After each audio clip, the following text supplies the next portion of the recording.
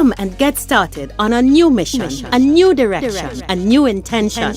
Welcome to 5.8G Alive at Connections 50 Plus.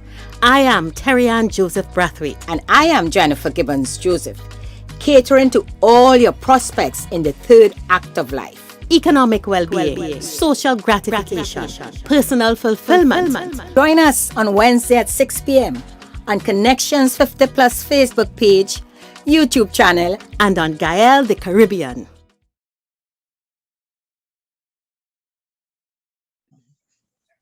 Good afternoon, everyone across the Caribbean, Central America, and South America, because we have Guyana and Belize on. This is Wednesday afternoon, and you are tuned in to 5.8G Alive by Connections 50 Plus. I am Terry-Ann Joseph Brathwaite, one of the co-creators, and I'm so happy to be here this afternoon. With me, I am Jennifer Gibbons Joseph, the other co-creator of Connections 50 Plus. Welcome again and good evening to all you out there. Terry-Ann to the Caribbean and everybody that listening to us this evening. Welcome. yes. So Jennifer, we in October, and as everyone knows, we have declared the 1st of October was the day of the elderly persons, and Yes. we have declared the month. And last week, Jennifer Rouse really set the ball rolling in a really dynamic way. Thank you for your responses, and we're going to see Dr. Rouse again. So Jennifer, wasn't that a great time last week? What was the good thing you got from Dr. Rouse? Just being alive, reaching something, being a young, what is young old? Yeah. And enjoying life, taking care of yourself and enjoying life. That is what I got. I could have related very easily to what she said. Yeah. Because remember, we are following Daching's The Sky Gets Dark Slowly. And his first thing that he said we had to be warned about was the importance of community. Because as we get older, a lot of our friends, our spouses, our parents, they may die. And increasingly less and less people will be around us. So Dr. Rouse certainly aroused that community comes in many ways, and mindset is important. But today we are moving on, and we have a really important guest. We are going to now talk about us medically. Medical. Something we don't like to talk about. You know, fact of the matter is that we are in the 5.8G, we are the third act of life, and how our bodies respond will differ. And yes, you may have been fine for the last 60 years, but we need to pay attention and think a little bit ahead about what's going on. So Jennifer, who is our guest? Do you want to talk a bit about, you have a special relationship with the guest, so. I am very happy, Terry, and Dr. Lorraine Patience has agreed to be a guest on our show. And yes, Dr. Patience is my doctor, but what I like, and when we spoke about getting a guest, not just a medical doctor, we also wanted a medical doctor who's a gerontologist. You know, we heard, and this is great because we had Dr. Rouse in her field, who's also a gerontologist, and you all realize they have different fields. Those who specialize in gerontology. So you may be a medical doctor, you may be a psychologist, you may be, in different fields, but your focus is on gerontology. Yeah. You know, and the thing is, if people are of the US side, they would also understand she's a geriatrician. I have a pediatrician, she's a geriatrician. That's a US word. So yeah. So we do so Dr. Patience, you're gonna hear her in a while, really covering all the aspects of our, our health. We heard a lot, and she would mention it. And I would let me leave it for you for when she comes on, for you to really hear all what she has to say. And as usual, we will appreciate if you send your questions in, and we'll respond to it. Yeah. So let's introduce Dr. Patience to you now. Being in tune with your own self. Right.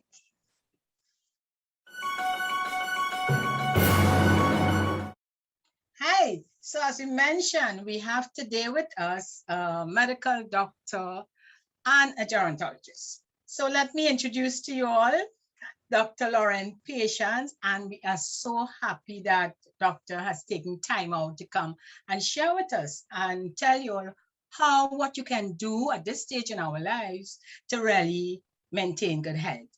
And I must add that I'm so proud that Dr. Patience is also my doctor, you know. So Dr. Patience, to start, I would really like you to share with our audience. You know, and I mentioned, in addition with you being a medical doctor, you're also a gerontologist. And could you share with us in terms of that combination and how great it would for you to help our age group, our cohort, which we call the 5.8G, 50 to 80 generation? All right. Yeah, so, well, primarily I'm a general practitioner, so I can see everybody, but I have a particular like for our, you know, our older population. So, you know, I don't even consider 50, 60, 70 old, but we are all aging. So that's where the gerontology part comes into it. So that really is just the care of anybody over, we say 60, but our older population. And we have young, old, and then older, old. And I always, you know, was very close to my grandparents. So from young, I, you know, felt a real connection with that cohort of our population, and that has just transformed my working practice then. So although I do see everybody, and it's nice to see a young person or a baby from time to time, I do quite enjoy spending time with you know, the older cohort. You get so much information from them in addition to being able to help them in terms of their medical needs. So it really is quite an enjoyable group to work with. Dr. Patience, I have found, and here's an example, you know, we were told that we should at least visit our doctors once a year. Is that the same when we reach this stage of life? Would you recommend a visit once a year, or and not only when we feel in a pain? What would you say to our cohort in terms of that type of, you know, visiting the doctor? Yeah, so it's definitely prevention is better than cure, right? So visiting a doctor regularly is important. I would say at least once a year. Certainly if you have medical problems. So if you have comorbidities, as we, you know, everybody knows that word now. So diabetes, high blood pressure, heart disease, then you should be seen a little bit more frequently. Every 3 to 6 months, you should be seen by a doctor. Oh. Terry, and you want to come in here, I know, in terms of, especially with your parents too. Yes. You know? Hi, Dr. Patience. I tease Jennifer a lot, and they like to dismiss me because I'm going to be 60 in 2 months. I think I'm getting in there. And one question that I always have is and this is in terms of maintaining health.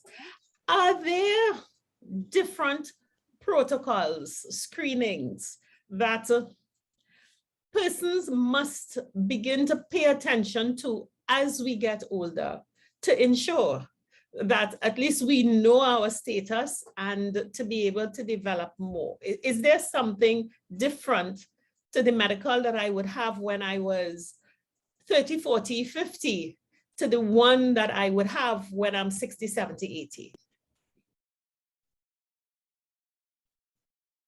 Yeah, so most people, and you would continue that even as you age, you do your normal checks for diabetes, for cholesterol, and well, your blood pressure, those things. And even women would start earlier doing mammograms and pap smears, depending on your personal history and your family history, that those tests may continue as you get older. For some people, we actually recommend that it stops later in life. It's not as necessary to do it. Yeah. But then there are some more specific ones. So by the age of 50, and that includes your cohort, so the young ones. 50, we start to look at other types of tests. Yes. Colonoscopy, for example. to that we start to screen at about 50.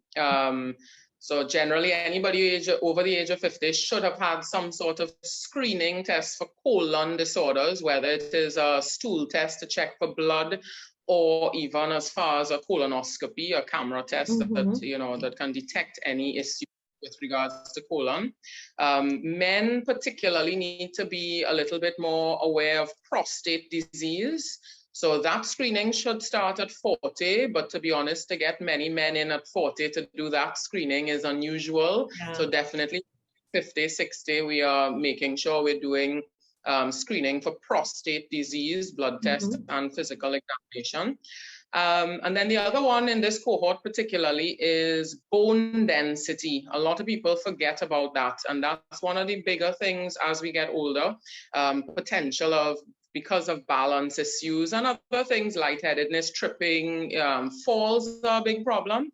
And certainly if we have reduced bone density, we're at high risk of breaking bones. So that's another, in terms of our screening and medical, should be done on quite a regular basis so that we can pick up any of these issues earlier rather than later when we've already had a fall and broken a hip, because that's preventable. Yeah. How often would you do a screening? How often will you do a bone density test? Again, depends on the individual. A lot of, they would say yearly over the age of 60, 65, and in women particularly, once you cross menopause, you should do it. But there are people who you could extend that a little bit, do it every 2 years. If you have certain medical problems on certain medications, for example, steroids, if you have an autoimmune disease or something like that, then those people need, because to be screened at least once a year, because being on certain medications puts you at risk of decreasing your bone density. And it's things that we don't even realize too, things like that we all take, you have some acid reflux because we eating curry and thing, and you're taking Nexium, without a doctor knowing, and all of those things can, it can affect your bone density long term, so we have to, and that's again why it's a good idea to visit a doctor regularly. Okay, and if I can ask, and again, my history is that I have 3 octogenarians in my care. And they're at different stages of health concerns. One of the things that interests me is screening for dementia and Alzheimer's. Most people, it seems, discover that they have a condition after some incident has occurred. How should we approach our mental care in this cohort?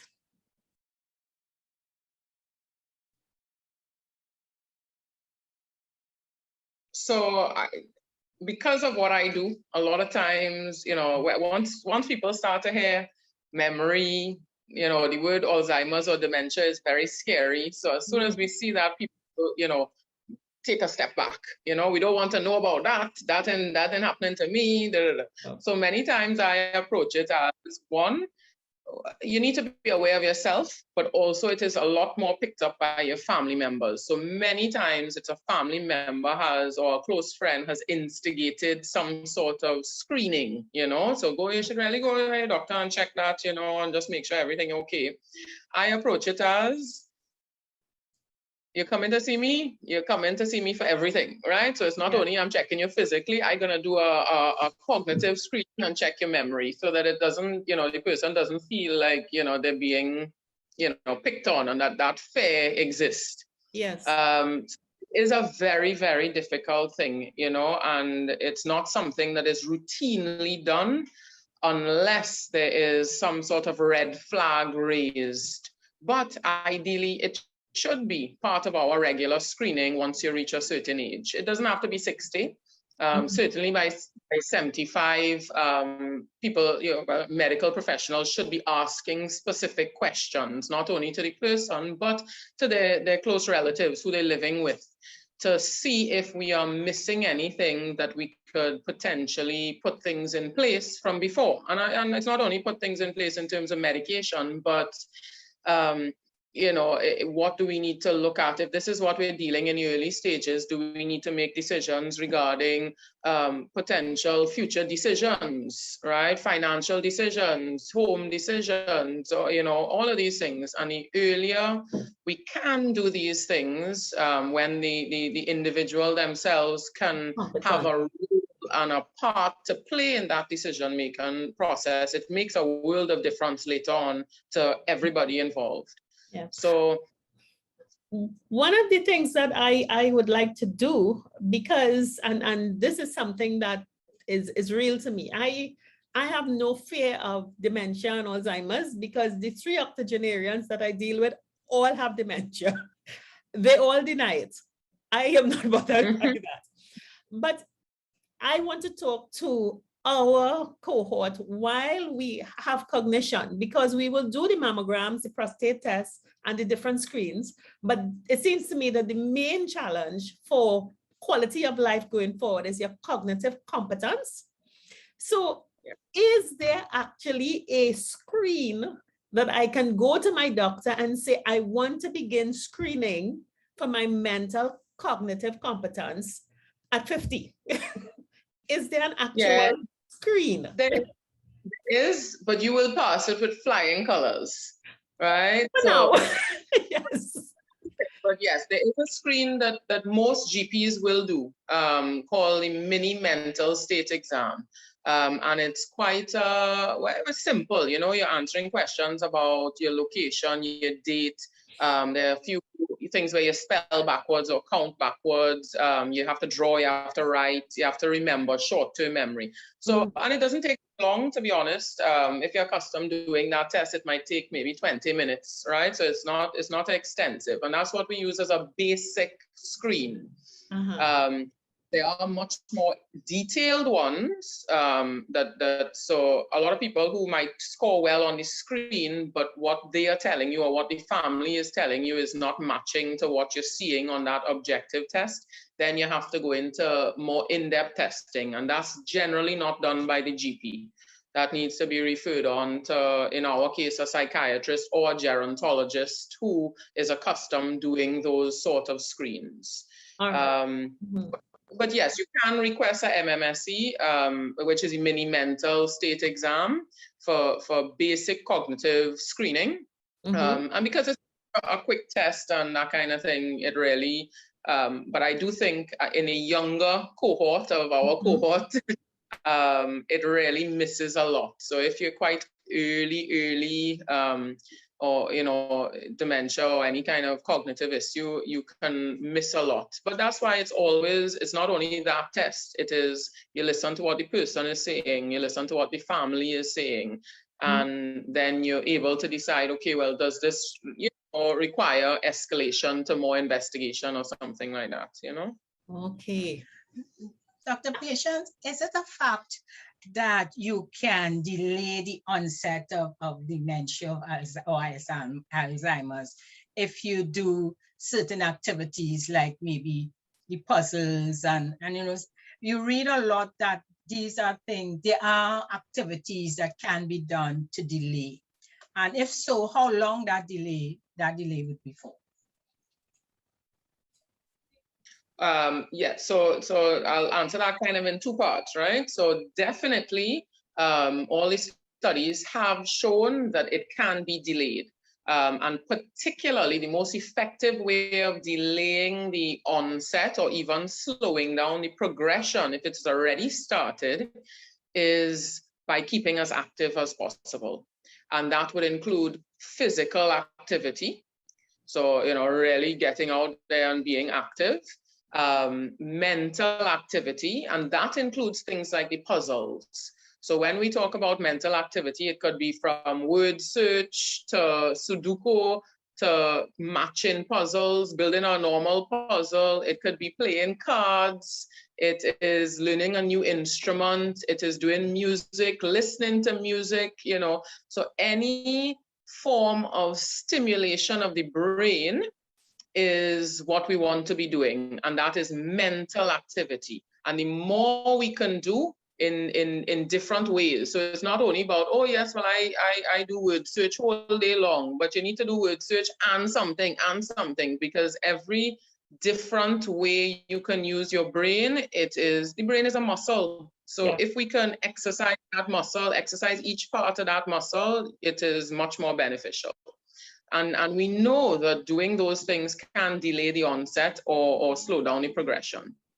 And then, the social activity part of it as well. So we have physical activity, mental activity, and social activity has been shown to really improve quality of life and delay the onset and progression of cognitive decline, which has been, such a great problem over the last 2 years with COVID, because we were told we can't socialize, and I think that has had a huge negative impact on the cognitive, on everybody really, but particularly the older cohort of every population, because we weren't able to have that person-to-person contact. And I think even doing it over FaceTime or WhatsApp or Zoom or whatever is not the same as socializing, like we're accustomed to.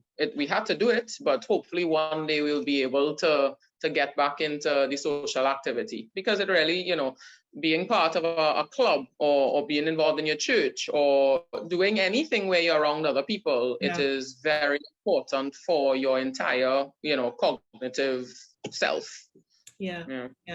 So definitely we can delay it. In terms of how long we can delay it, there's no, set. They haven't been able to figure that out. We know it just delays it, but it depends on how early you started that. Because I tell people, it don't make sense to wait till you're 60 and you're retired to become active. Try and be active in your earlier life, because the earlier you could do something, the better.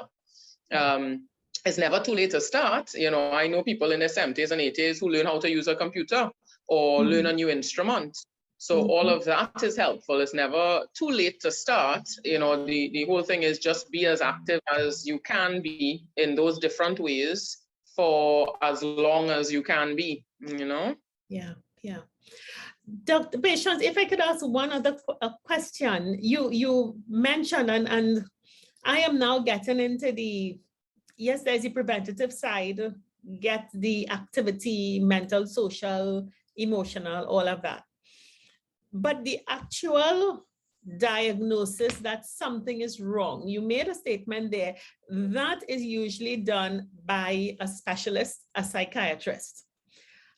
Would you agree that perhaps the fact that professional, a psychiatrist, which comes with so much baggage, you're mad, something wrong with you, prevents people from going to investigate? And could you tell us more about what exactly is done, what kind of testing is done to determine the extent to which you may have cognitive decline? Okay, so, but just to be clear, most GPs will diagnose as well. So you don't have to reach the stage of a psychiatrist, right? Our mental health states that it should be a psychiatrist in terms of our legal framework. But, that's semantics, to be honest. But many GPs will diagnose and initiate investigations and management. So many GPs will do that. So not everybody reaches to see a psychiatrist, and I think exactly for that reason, because there's a stigma associated once you hear psychiatrist, right? But it is one of those things where cognitive issues, specifically dealing with dementia, still falls under the realm of, the psychiatric specialty or the neurologist. So many neurologists, so brain specialists, will also diagnose dementia. But in terms of the investigations, you would do the in-office screening test, so which is taking a history and a physical examination and a cognitive test as well, whether it be a short one or a long one, and that would be followed then by a series of blood work, so blood investigations to rule out any other cause of any cognitive issues, right? So because you can have an undiagnosed thyroid problem that can cause memory problems or behavioral change, etc. It could be a vitamin deficiency, a vitamin B12 deficiency can cause similar things. So we have to do a series of blood work to determine whether there isn't any other physical medical cause of your cognitive problem. And also the other investigation is imaging of the brain, because we assume, you know, it's a cognitive thing, it is a brain issue. And we want to rule out, have you had a stroke that went undiagnosed, or, you know, we may have known you had a stroke, but that strokes in effect are sort of like brain damage and can cause cognitive issues. But we also have to make sure it's not anything else that could potentially be corrected in the brain. You know, people have had, especially if you present quite earlier in life, in your 50s or early 60s, we have to really make sure it is not a physical thing. You know, they've had people who presented with memory problems and personality change, and everybody's saying they have dementia and thing, but you scan their brain and they have a tumor there, you know. So we have to do those blood investigations and the scan of the brain before you can say for sure what the diagnosis is, you know, what the type of cognitive issue is. Yes, I truly appreciate that explanation, because so many people, apart from the fear, you know, I just don't want to explore this area, but you're quite right. It may not be dementia or Alzheimer's. It may be something else that you can very easily fix and you know, have a good quality of life. Good. Jennifer, you're going to say something. I was going to mention similar to what you said, Terry-Ann, because when Dr. Patience spoke about blood tests, you know, you hear many, and we're talking again about our age group, many would say, all these tests, what's the sense doing all these tests? It costs so much money. And they may tend to either not do it, not take the doctor's advice, all based on the fact that they just see it as just a blood test and a lot of money being spent. But the information you just shared, and a lot of us, you know, when they chat or gossip, they're not really speaking about, you know, things that they factual, you know, matters like what you just mentioned. So it's good when you mention all the different things that can come up, can be revealed. And it makes a big difference in your mindset. If I know I do all these tests and you could rule out the Alzheimer's and a lot of the illnesses that may have me very nervous and very anxious about. So I just want to reinforce, and for our listeners, definitely doing those blood tests and the scans that the doctors recommend, that is so critical. You know, for us, very early, some things could be detected or be removed, or you know, that you won't have to be so anxious about. So yeah, I just wanted to reinforce that. There's one more question before Terry-Ann, about depression. You know, and you mentioned during the pandemic, and a lot of our cohort will ask us about the depressed, and when we spoke about the loneliness. Depression is a medical condition, and what can be done about that? Let me just ask the question like that. Okay, but I think it's a very good question, because, you know, loneliness and depression are a huge problem, you know, as you get older, right? Particularly after retirement, I find, when we sort of, you know, you've crossed one stage into a next, and sometimes your purpose in life, you think all of a sudden is no longer there. You know, you don't have to get up and go to work. And so I've seen that post-retirement quite a bit, that people begin to get depressed. So it is a big problem. It also manifests not only as depression. Everybody thinks depression is you lock up in your room and you're crying all the time, but that actually, most people don't present that. What people come to my office and say, I don't have any energy. I just don't feel to do anything. I'm having problems sleeping, quarreling with the children, nobody could do anything right. And when you get down to it, it is that it's depression or anxiety, because they are quite closely linked, right? Especially in these times. And it is a big, big, big problem. And even ties back in with the dementia as well, because there are many people who it's not actually dementia they have, it's pseudo dementia because they're depressed. Mm-hmm. So it's, it is and again, because of the stigma attached to anything to do with mental health, we don't, we're not going to go around and say, for the most part, that we're feeling depressed or we're feeling anxious. We might say it in our close, family and friends, but a lot of people just say, okay, well, I'll deal with it. It will pass. And unfortunately, for many people, it doesn't pass. And what people don't realize is these things are just like diabetes or high blood pressure. It's your body not working properly. It's not your fault, right? It is depression and anxiety have to do with a hormone, a chemical imbalance in your brain. And you can't, for a great deal, control those things.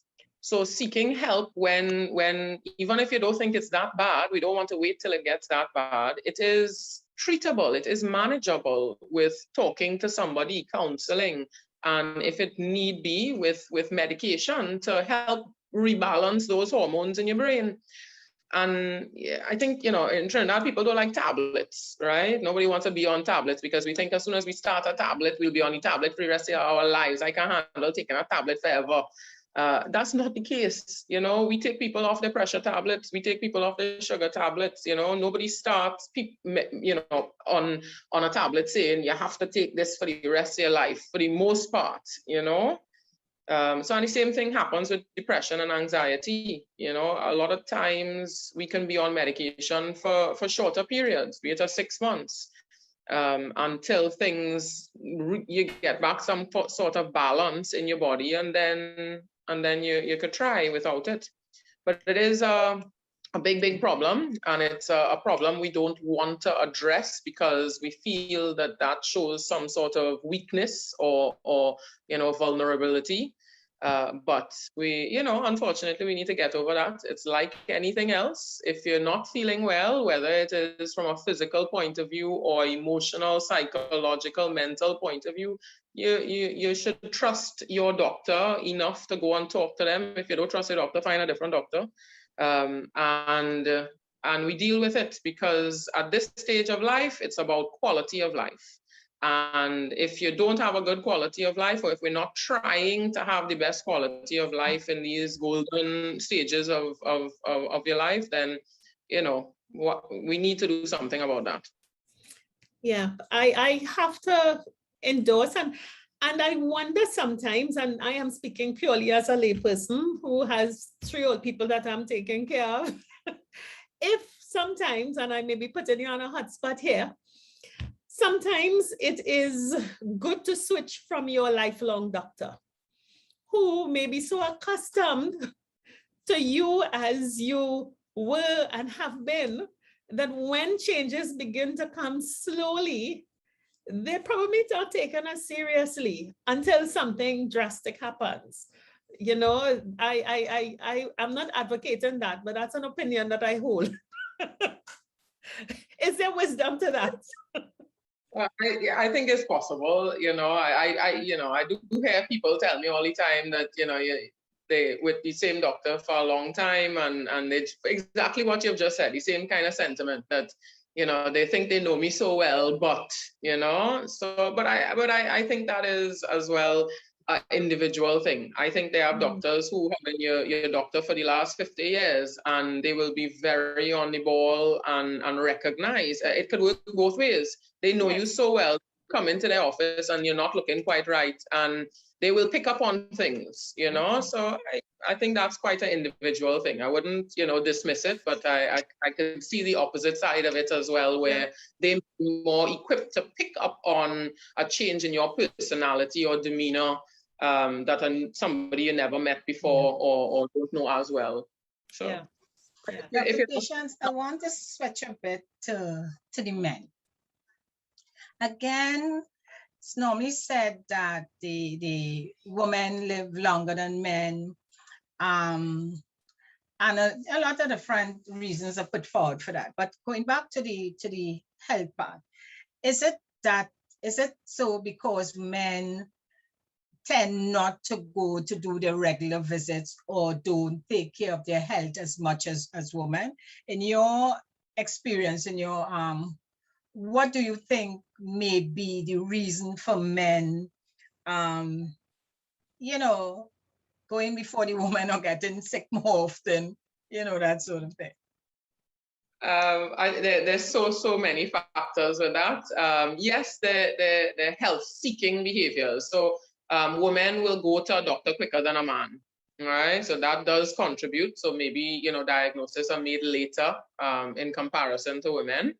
They also have a lot of other diseases that may affect them and a lot of lifestyle decisions, smoking and alcohol earlier in life that can affect their well-being later on in the later years. So yeah, it's multifactorial that. But I find, particularly now, I find younger men seek medical attention quicker. Mm-hmm. So I don't know if that trend will continue throughout their lives.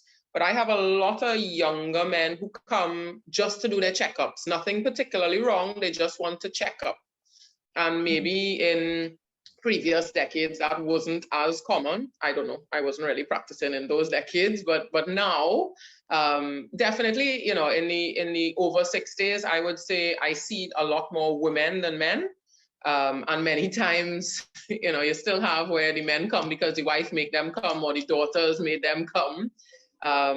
But I do think we may see a change in the health-seeking behavior, you know, in terms of the gender differences in the decades to come, because I have a lot of younger guys in their 30s and 40s just coming for checkups.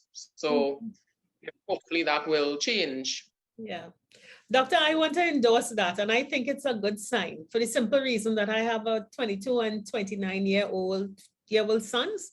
And amongst them and their friends, there is a lot of discussion about their health, their well-being, and they seek checkups, medical, you know, what is going on with me? I have to go to the dentist, I have to go to the doctor, and it's all preventative. So it is hopeful that we may have a future cohort that is the men are as healthy as the women going forward. I can certainly endorse that. That's good. Yes. I want to add another issue and ask the question, what are some of the concerns? And because we plan to have one of our male associates on with us, but unfortunately he isn't here to represent the men's point of view. What are some of the concerns that you see men in our cohort presenting with? And what kind of advice would you give to them? Well, I think they present with the normal, you know, diabetes, high blood pressure, heart disease, prostate. So that's, you know, we see that across the board in this cohort. Specifically, you do see a bit more dementia as well in this cohort, and at later stages, you know, so, and it was where, you know, some family member has brought them in, right? So many times they won't come in on their own. Mm-hmm. I think from a cognitive and a mental health aspect, you know, I would hope to see men presenting earlier rather than later. Yeah. But I don't know if that answers your question. No, it's up to you to just make sure, because we have an audience that listens, and we want to make sure people are sensitized to the things that they can do to either stop or improve or avoid, especially with your physical health, your medical issues, because so many of us hide and pretend it's fine. And we really want to make sure that we have an opportunity to lay bare everything that you need to consider and therefore act. Yeah. Oh, and then particularly too, I forgot smoking, right? That's a big thing, that more you do have women in the later years smoking as well, but not anywhere as near as men, and so they will come in and you'll ask them, what, you're talking to somebody who's in their 80s and you say, well, what age you started smoking? And they're talking when they were 12.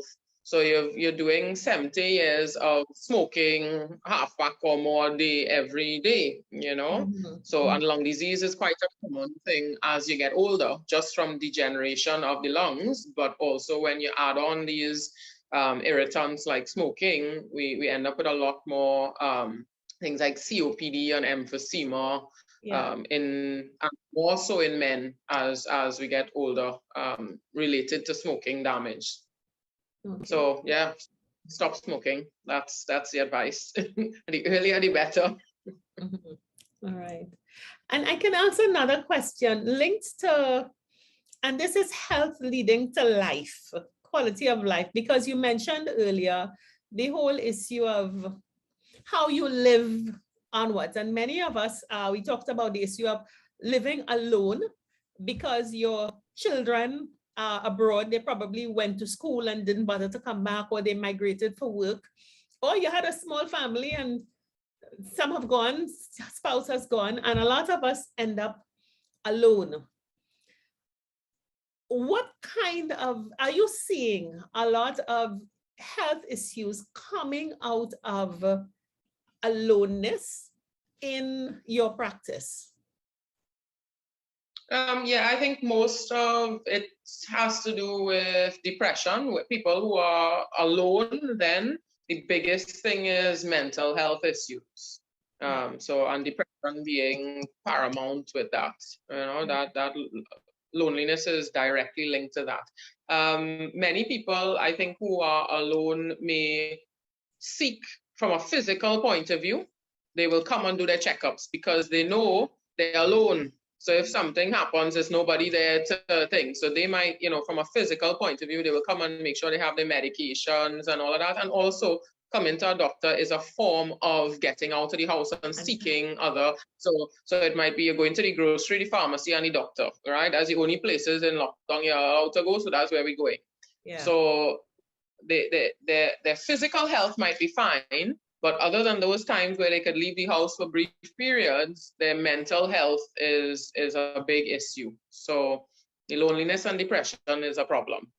Yeah. And I think people, we don't realize, and we don't have a culture where, like in more developed countries where we have retirement communities. So yes, your children might be abroad, or you may have chosen not to have children or didn't have children, and you're now in your 70s and 80s, and we living in a house by ourselves. To care for the house is becoming problematic, but we don't have too many things available for us in terms of that sort of assisted living into retirement communities, into maybe more care needs long term.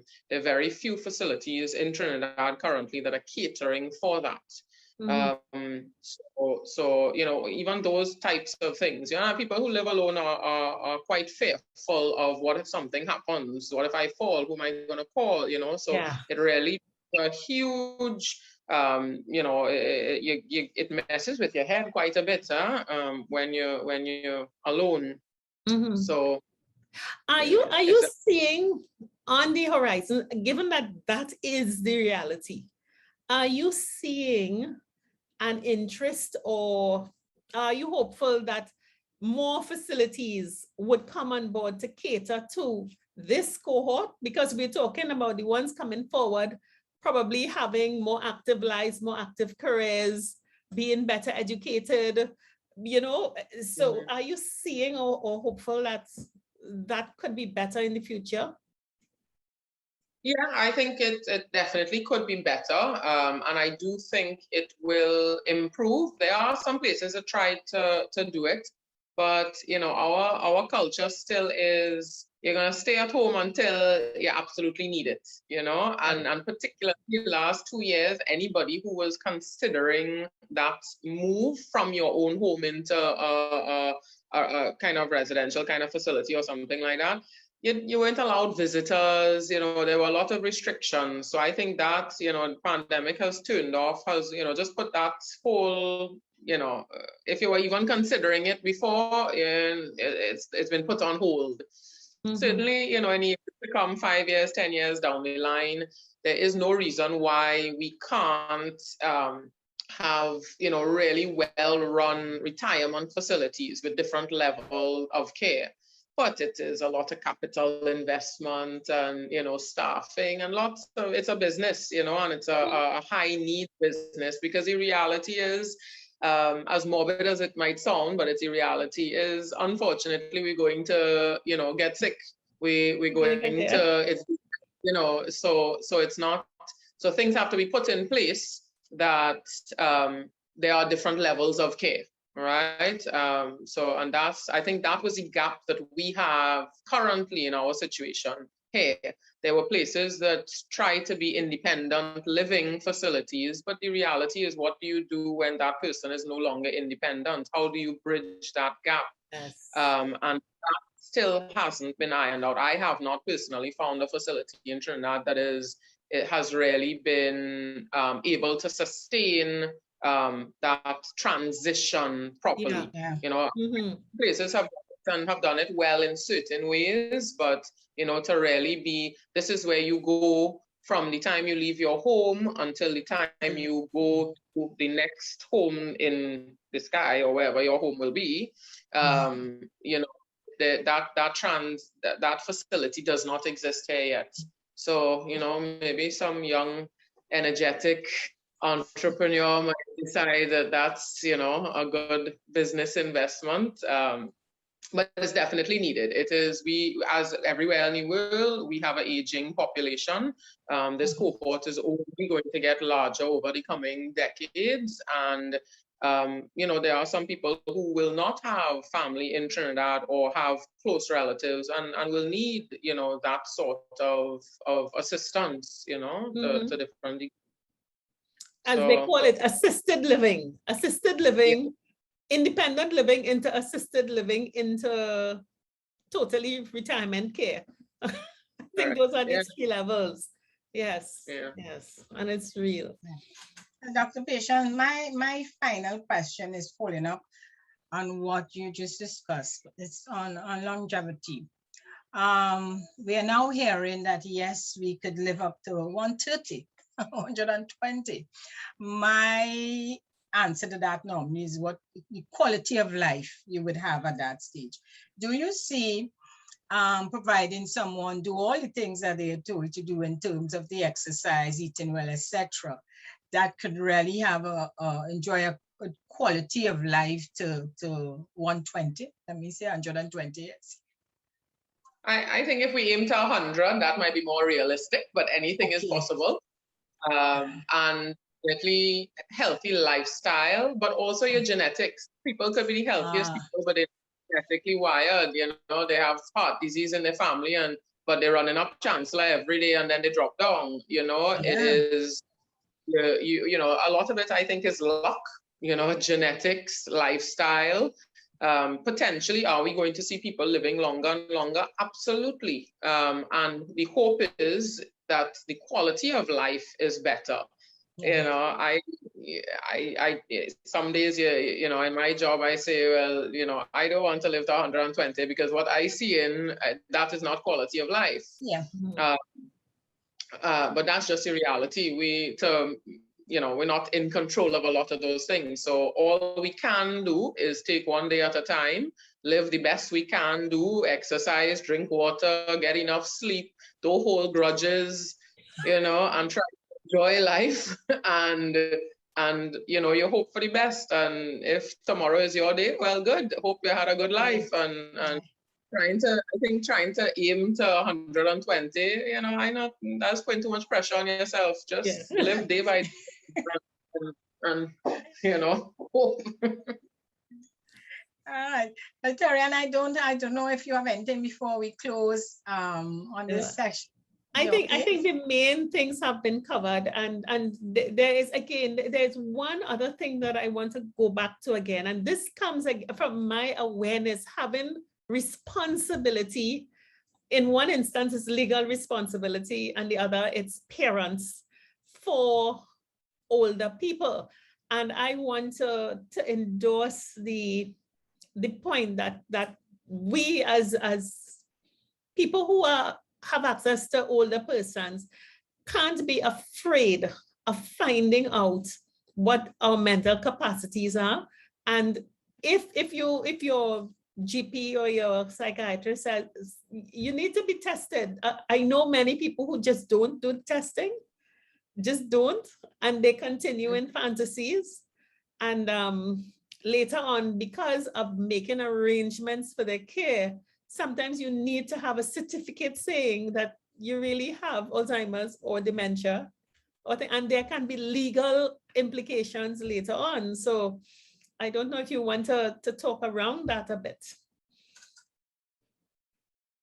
Yeah, I think it's definitely, I spend a lot of time writing medical reports for legal reasons, from as simple as if the bank gets a whiff that you have any memory issues, the bank has the authority to put a hold on your account. Yes. And freeze everything. And your $3,000 pension that going into your account, you no longer have access to it, right? Or nobody has access to it. And then you have to go to the court to apply. So the process, and these are lengthy processes. There's nothing in this country happens overnight. So definitely, and this is more for, you know, for the children of, or the guardians, or people who are looking after somebody who may have, even if it is early or late, signs of memory cognitive issues. Those, from the legal point of view, we have really started to crack down now, our government, through the Mental Health Act, that any people who have memory or cognitive issues, who we say, quote unquote, are not of sound mind, as bad as that sounds, they can be easily taken advantage of. And everything that is being done now is to try and prevent that. So from a legal point of view, if somebody has any sort of memory issues, you can no longer do a power of attorney at that stage, right? We are past being able to do a power of attorney. That can only be done when you are of sound mind. You can't do a will when you're already starting to forget. No good lawyer will allow you to do a will. You know, in Trinidad, everything is happening, but it shouldn't. And also, you know, and the process of going through family court and getting that application for committee, so that somebody or a group of people are given the authority to make decisions on your behalf, is a process. It's a legal process. So it's not that you do those things early if it doesn't need to be done, but specifically to people looking after an older person who has any memory issues, you need to seek the advice of a lawyer and get the person officially tested and a formal diagnosis made, so that, you know, it's not 6 months down when you need to sell the house to pay for their care, you're trying to do those things. It is before, you know, to put things in place so that you could ensure the quality of life of the person is as best as it could be and as comfortable. And it's going to take a lot of strain off of the person who's doing the caring, because they're not having, you know, to be rushed to do all of these things. And putting your finances in place. And there's so many, you know, we could talk for hours and hours. We don't have that time today, but so many things that need to be done. But the legal aspect of it, definitely, you need to have a confirmed diagnosis. As I said before, our Mental Health Act states that it is a psychiatrist that needs to provide the medical report. But certainly if you have a medical report from a specialist, be it a gerontologist or a neurologist, usually the judge will take those, you know, so it doesn't always have to be from a psychiatrist. But the report has to be done for legal purposes, and you make those steps to do things in the right way. Dr. Patience, I want to really thank you for saying that, because as a lay person, I am aware of it, and I look at people I look at us at different stages of the cohorts who have older people in their care, and even when we are conscious and we know there may not be others around, we sometimes sit and say, something will happen. God is good. God is very good, but that's why he allows you to be able to think and be proactive and not sit in fear. But there are real legal consequences. And I think many times you see the elderly abandoned and not well taken care of because someone was too afraid and waited too long. Yep. You know, so and thank you. Dr. Patience, we thank you so much for, taking time out to come and share with our audience. At this time, as we are doing a series, so we actually have covered the legal aspect, we covered the general aspect, and, we are moving on next week to cover more the care, and we're having someone from the home to come to chat more. So we really appreciate, I think you covered all aspects, and it's for us, the 5.8G group to really take action, visit your doctors, look at, and go and do all your tests that are recommended, the scans, etc. So thank you so much. And of course, we look forward to always being in touch because of your expertise. So we may be calling on you, or we have our clients, our cohorts calling on you, for your advice. Thanks for having me. Okay, Thank thanks you. again. Bye. Bye.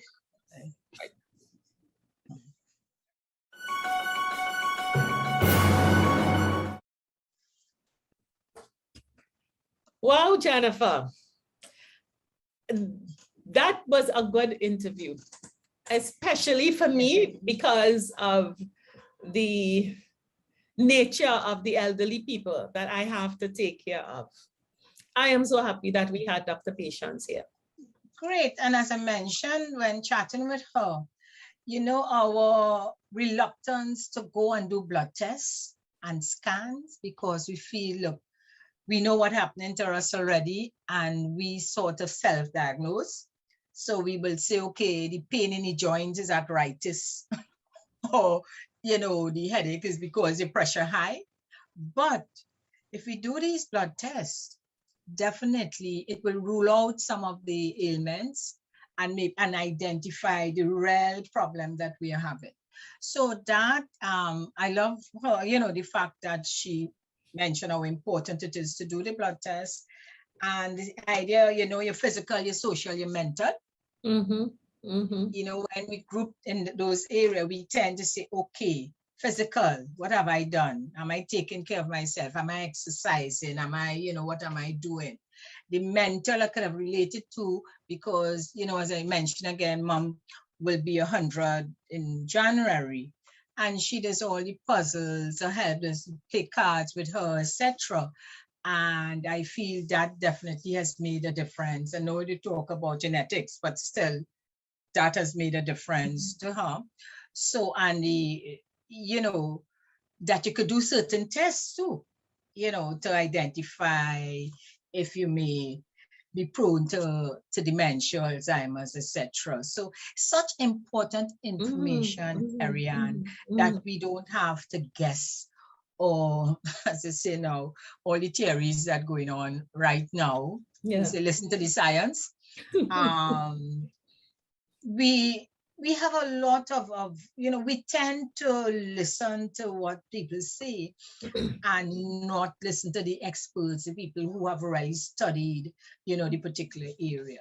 So for me, Dr. Patience, the interview is so timely within our series, focusing on the elder persons.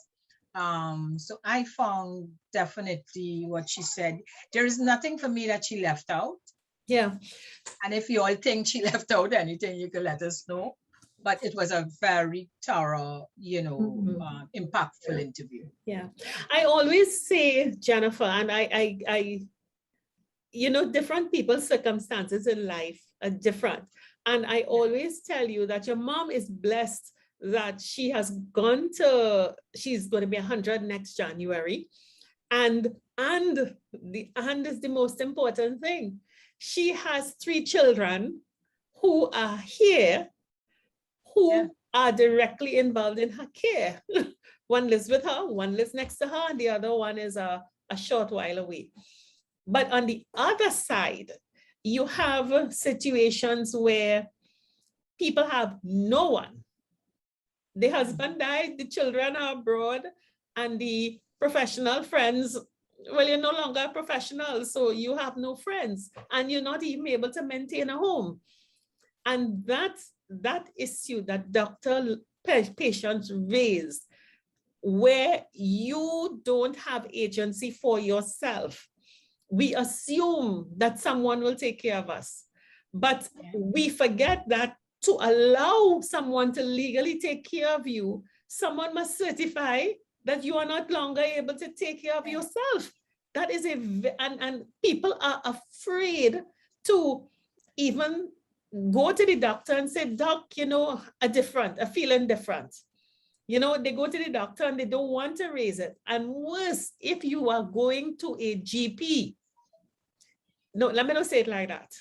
If your doctor is not a gerontologist, and there are only about 3 in Trinidad, you have to go to a psychiatrist.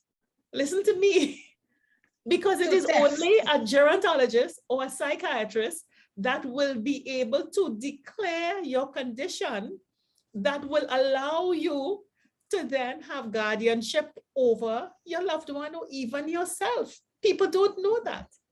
So you have to act early. You can't be hiding it. Once you have to acknowledge, I am going to get older and I have to put things in place. Act, be proactive. Stop being afraid. Be proactive. It will matter to your quality of life later on. Definitely. And Terry-Ann, next week, our next show, our guests will definitely talk about that decision making, especially when you have no one, or you don't have, you can't remain in your own home, that decision as to, should I, sign in to home to take care of. And Jen, we are able to say who that guest is. We are having the chairperson of the Seroptimist Club of Trinidad, well, the chairperson of the Shangri-La Retirement Home, which is run by the Seroptimist Club of Trinidad, to come in, and we're going to have a candid discussion about, and Dr. Patience said, there's not a lot of assisted living existing in Trinidad right now. And for the few that are there, many are there, and the care is good. Let me not buy into the nonsense. Many are good, but a few of them give a very extended and elevated level of care. The Seroptimist has a long history of care for the elderly in a residential setting, and we're going to be finding out really what goes on inside of there. So continue following us. Continue following us. This is a really fantastic series with lots of information being shared. Great. So we know what to do with ourselves. We know what to do with the community, and we're going to find out how we can house ourselves. So see you next week. Just say bye for now. Bye. 50 Plus Tribe, and follow us from Trinidad and Tobago and the Caribbean. Thank you for joining us on this Connections 50 Plus 5.8G Alive show. We hope you enjoyed the lively conversation and look forward to seeing you next week. Don't forget to like our Facebook page and subscribe to our YouTube channel. We really love getting your feedback. Bye for now.